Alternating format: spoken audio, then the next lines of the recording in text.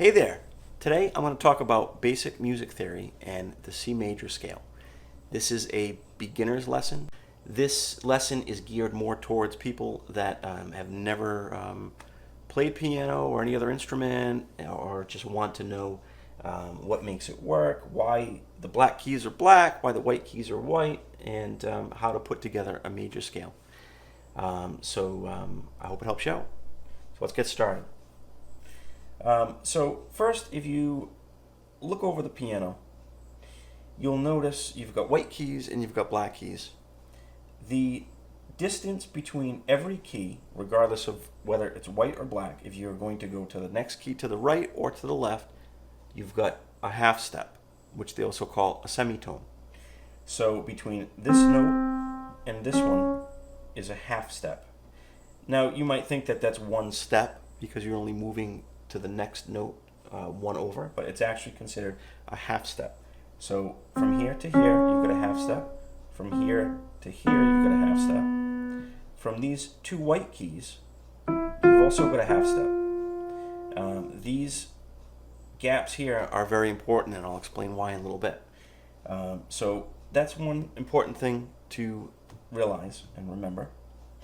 Now, if you look over the piano, it's basically all patterns, and they repeat. So if you look at these two black keys here, the note directly to the left is a C, and this is also middle C because it's directly in the middle of the piano. Now if you look, that pattern repeats. You've got another two black keys here, and the note to the left is also a C. It's just an octave higher. And you can hear that. You can hear how they sound like the same note, but they're just different. They fit perfectly well together.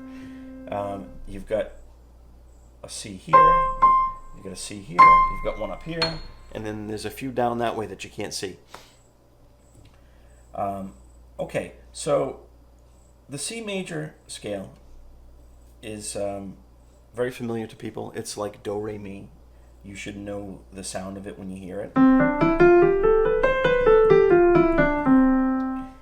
So what I'm going to do is I'm going to write out the notes here, and then we can talk about them. So starting from C, you're just going to go alphabetically. So you've got C, and you've got D, E, F, G, A, B, and then you've got that other C here, an octave up. Okay, so a couple things to notice. Between G and A, it's no longer alphabetical. You start back at A. There's no H note. I've been looking for it for years, can't find it. So when you get to G, you just jump to A, and then you just start back alphabetically. The other thing to notice is that once you hit C, the whole pattern starts over again. So technically, there's only 7 notes in a major scale: C, D, E, F, G, A, and B. Once you hit this, you're just starting up again an octave higher. So what makes C major a major scale is the distance between each note, and that distance forms a pattern that's very important. What gives the scale a very particular feeling that makes it a major scale. And so that pattern is what we're going to discuss next. So if you look at the notes, starting on middle C, and you count the half steps, you will get that pattern. So from C to D, you've got 2 half steps. You've got this one, and then you've got this one. So 2 half steps makes a whole step. So the interval between C and D is a whole step. So I'm going to write that right up here.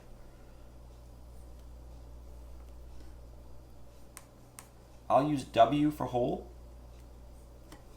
Some people use numbers. They use a number 1, but I'm going to use W. So that's a whole step. From D to E, you've also got a whole step. because you've got a half there and you've got a half there. So that's pretty easy. So let's put a whole step there. Now from E to F, there's no black key there. So you've got a half step there. But it's a special half step. It's a naturally occurring half step. In Western music, there's no note that falls in between E and F. So let's write that here as a half step.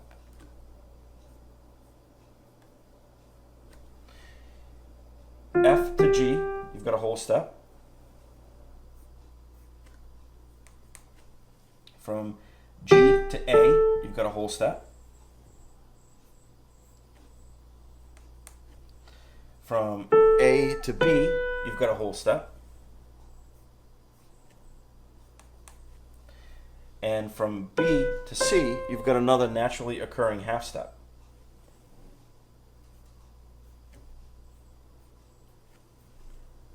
So there's your pattern there.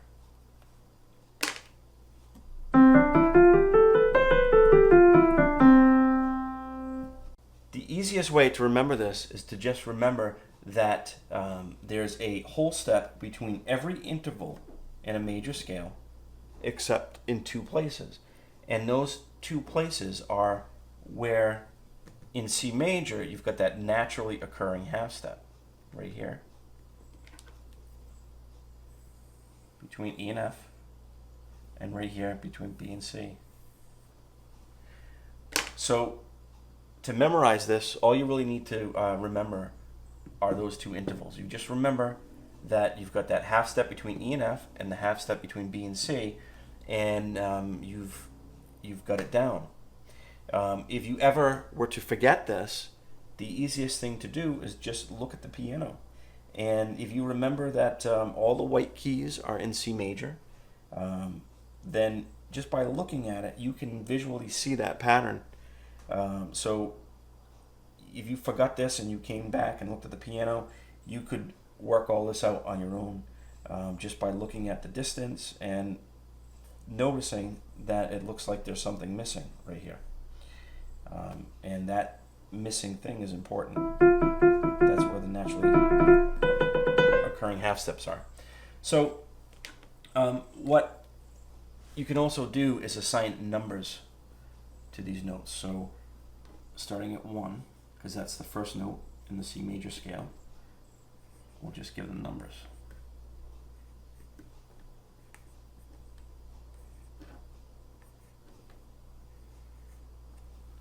Okay.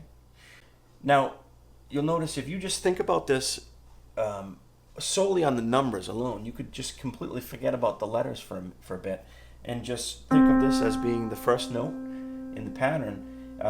You've got 7 notes in the scale that are unique, and you've got a half step between E and F right here, and I'll write it the way other people write it sometimes, like that.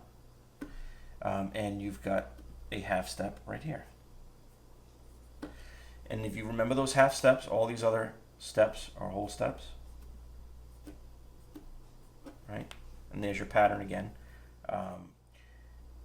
So I'd recommend playing around with this scale. Just go crazy on the white keys. Stay away from the black ones for now, and you'll be in C major. You won't hit a wrong note if you stay on the white keys. That's why this sounds pretty good, because you're in C major. I wouldn't be overly concerned with correct finger positioning right now if you've never played before. I think it's more important to understand this and to know what it sounds like, and to be able to just play around and experiment with the scale. You can keep going up as it repeats and all the way down, and just drill this into your head. My next lesson is going to continue off from this point, and this will be a good basis for you to expand. And after a few more of these basic music theory lessons, I think you'll really start to understand how to put this all together and actually make some music. I hope that helps you out, and I'll talk to you soon. Thanks.